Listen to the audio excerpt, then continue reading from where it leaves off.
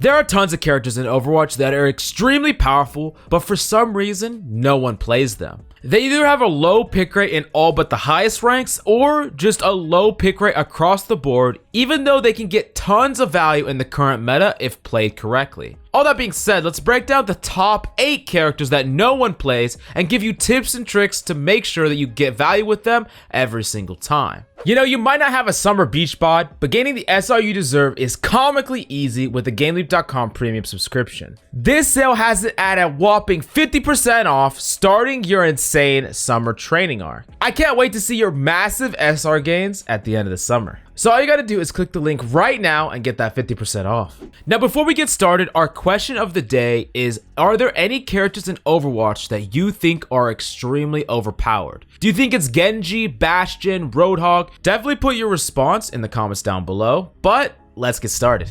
Kicking off with the first underrated character in the game, we have Echo. Echo has a combined pick rate slightly less than 1% among all ranks. This is insane because I think the majority of the player base know just how powerful Echo can be. You see, the thing about Echo though is she sees even less play at the lower ranks than she does at the higher ranks, which to me doesn't make sense because hit scan skill is a lot lower and it's going to be harder for people to counteract you or counter you at all as Echo. Echo frankly just gets so much value from an ability standpoint. I think a big problem with Echo is people are consistently making poor choices when playing her, especially with who to copy and how to use their abilities. Specifically, a lot of players are choosing to copy the flashy characters like Tracer, Genji, or characters like that, when the more consistent value is characters like Ryan, Orisa, and Sigma. A lot of the main tanks are the most powerful characters because they have extremely powerful ults, and they're more likely to stay alive and get some value, unlike a character like Genji that might never get his blade and get burst down to where he's not going to be able to pop off.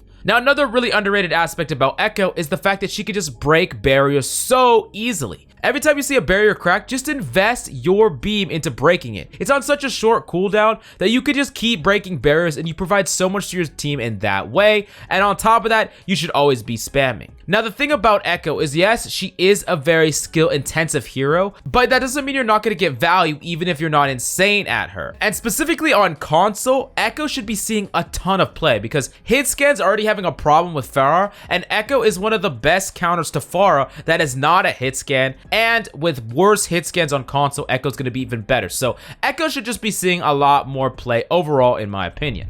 Now, the next character on the list is Mei, and Mei has a combined pick rate through all ranks of less than 0.5%. Now, this is crazy because Mei is absolutely a house at abusing tanks. The biggest mistake a lot of times with Mei is people will consistently relay her cryo freeze with a heal ability, when in actuality it's a lot better as a fade ability. Using it to dodge things like accretion, stun, and things like that can allow you to easily freeze the target when they already use their one ability that can shut you down. You just freeze them, you finish them off fairly easy like that. On top of that, Mei is one of the best defensive payload characters during OT because of her ultimate claims so much space. You just ult the cart, enemies are forced off of it, or they get frozen, but if they get off, they lose, and if they stay on, you kill them, so it's a lose-lose scenario. Now, another thing about Mei is you shouldn't be trying to like take flanks or anything. You should be playing with your tanks, specifically your main tank, just making it so he's harder to punish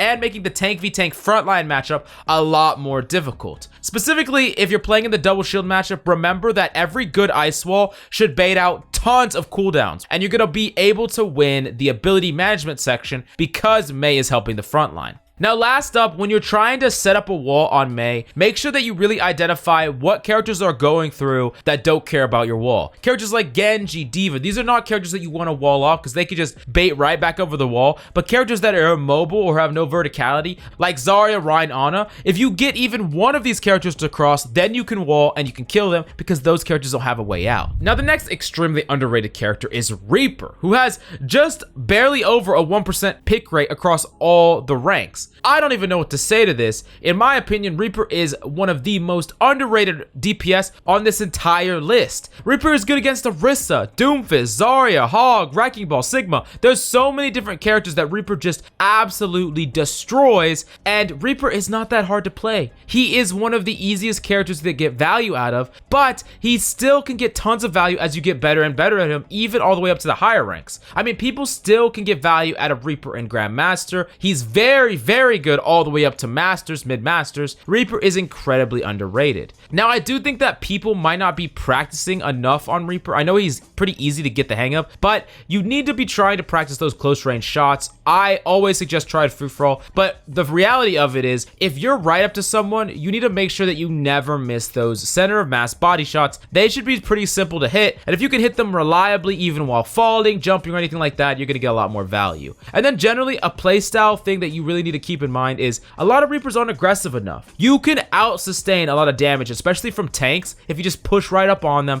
and you just spam and spam into them, because you're going to get that lifesteal and it's going to keep you alive through their counter damage. So definitely keep that in mind. You don't need to be playing all that passive on Reaper. Now, the next character on the list is actually Brig, and I know what you're going to be saying. Brig definitely sees a lot of play. Well, yes, Brig sees a ton of play in Grandmaster, but hardly sees any play in the lower ranks, which makes no sense because of the relative low skill ceiling on Brig. Brig has almost a 10% pick rate in GM and barely makes 2% in a lot of other ranks. This just shows how powerful this character is, but it's not like this is a character like Widow where the skill ceiling is extremely high, so it makes sense that only the best players could tap into it. No, that's not how Brig is. Brig is just not seeing play for whatever other reason behind the scenes, and she should just be seeing more play, honestly. I know at the lower ranks, a lot of players are playing things like Lucio and Mercy because those are the most fun. But if you're talking about winning the most games, Brig is so insanely powerful. And it's because of this concept that Surefour actually made a Twitter long about recently. It's about effective HP of the team. You see, because of Brig's Inspire, and of course, you should be trying to keep your Inspire as high as possible, but this generates a certain amount of passive healing for the entire team, which is portrayed as effective HP of the entire team. So it's as if every single person on your team is constantly being healed, and it means that trash damage or any sort of damage that is not incredibly bursty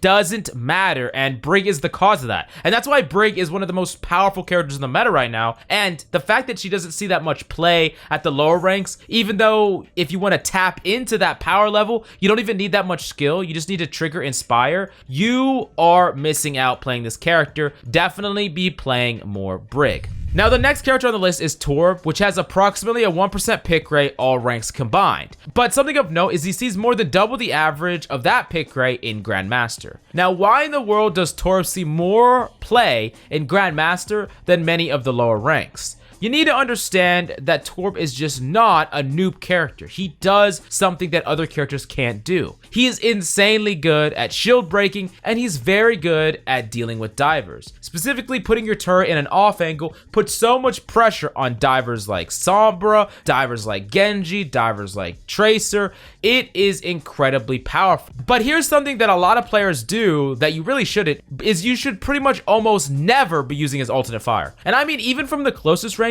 using his primary fire just does more damage, especially against armor. His alternate fire does so little, and unless someone is legitimately 1 HP and you can't hit him with your primary fire, then sure, you could alternate fire, but 9 times out of 10, primary fire even from closer ranges. Now, if you get any hammer kills with Torb, I definitely want to see it in the GameLeap Discord, so drop it in the Overwatch section and at me, because I would love to check out any and all hammer kills by the GameLeap community. Now, moving on to the next underrated character on the list, we have Deva, which has less than 2% pick rate across the board at all ranks. Well, her new DM buff is actually extremely powerful, and I think it's pretty underrated. People don't really understand the value of that DM. I mean, if you think about some of the most powerful abilities in the game, right? Dynamite, Nade, Sleep Dart, Orisa Pool, all these abilities can be completely negated by just a tiny fraction of DM's charge. Of course, this takes a certain amount of skill level. And while yes, an expert Sigma can POL, Deva can do things that other tanks can't. For one, she can challenge the high ground and get tons of value out of DM that I just talked about. And I honestly think that Deva gets a bad rap more simply due to players being bad at her and not her herself being bad. You see, Deva needs a high APM, or actions per minute, and you need to be really aware of your allies. You cannot just be like a solo player on Deva. You need to be thinking about everything on your team and the enemy's team. What cooldowns do you need to eat? What are their cooldown timing? How much charge does the enemy Zarya have? How much charge does the enemy Mei have? Who on my team is getting dope? All of these are things that you should be thinking about on Deva. But if you are one of those gamers that really like to think about everything, your specialty is game sense, and you like to think about the game a lot, then Deva will be the perfect character for you because you can apply the right amount of peel and the right amount of damage on any little bit of scenarios on the battlefield. And you can transfer that in-game knowledge of cooldowns and ultimates and ult tracking into in-game value, which is incredibly powerful. And I do think that Deva definitely deserves a much higher pick rate. Now, the next character on the list is Sombra, which has a less than 0.5% pick rate among all ranks. Now, yes, she does take synergy in some ways, but players have proven that she could be valuable just as an additional threat. You see, Sombra's gun's fairly lethal just as is, and I feel like people really underestimate how much damage it does, and Sombra's movement abilities are really top tier. A big problem that happens among Sombras from every rank is they remove themselves from the fights too often. They use Translocator, kind of like a I'm gonna go back to spawn type of thing. Now, if you think about other movement abilities in the game, does Tracer triple blink back to spawn to get healed up when she's weak? No, she usually doesn't. She uses it as a movement ability to let her get value, to let her go back to her healers, and Sombra's no different. You don't want to be translocating to Narnia. You want to be going to a place where you can get healed by your allies and keep putting in constant pressure into the enemy, building up that ultimate, and just getting kills with your regular weapon. And on top of that, hacks can be so effective at securing kills against some of the most annoying characters to deal with, especially when you don't have Focus Fire, Doomfist, and Hammond, who can just farm you over and over again. And then lastly, because of this, Sombra is the best character to counter swap to, and almost every single one of you players that plays a character that gets countered by Doomfist or Hammond, Sombra should be a character that you should learn to flex to. Now, the last but certainly not least character on the list that is consistently underpicked but extremely powerful with an insanely low pick rate, Symetra. She only gets about 0.5% of pick rate. Now, with double shield being played more and more, Symetra is a legitimate counter to that and works really well with double shield. On top of that, Symetra has tools to shut down characters like Genji raging into your backline, setting up traps with her turrets around your supports. Also, I have seen personally tons of Symetra one tricks climb all the way to grandmaster extremely easy. But here's the thing that they do that most Symetras don't, and they are extremely creative with their teleporter use, and they don't think about Sim's kit linearly. A lot of people think, hey, I'm gonna teleport, I'm gonna use this teleporter to get us back from spawn, I'm gonna just farm up the shields. But when they use Symetra, they think about, hey, I can use the teleport to route to this high ground, and from there I can make a play on the enemy, or I can teleport these turrets behind them and at the same time send in an orb, then teleport myself. They just do all kinds of things that have to do with the creativity of Symetra, because there's so many different ways to play here, and there's so many different uses for teleport. You don't have to just always use it, hey, I'm gonna use it this way, how am I gonna get us back from spawn quicker? A lot of the time, you're not even gonna be able to get enough people back in before the fight is over, and instead, if you would have made a play with your teleporter, used it creatively, and found some value, you would have actually won the team fight altogether. Now, I'm definitely curious what your underrated character is. Is there any character that you think doesn't get enough love, and which scenarios do you use it in? Definitely let us know in the comments down below. But if you want to master any of these characters, see in-depth VOD reviews, or just become a better player, start your road to grandmaster, definitely go check out GameLeap.com. I can't wait to see your massive SR gains at the end of the summer. So all you gotta do is click the link right now and get that 50% off.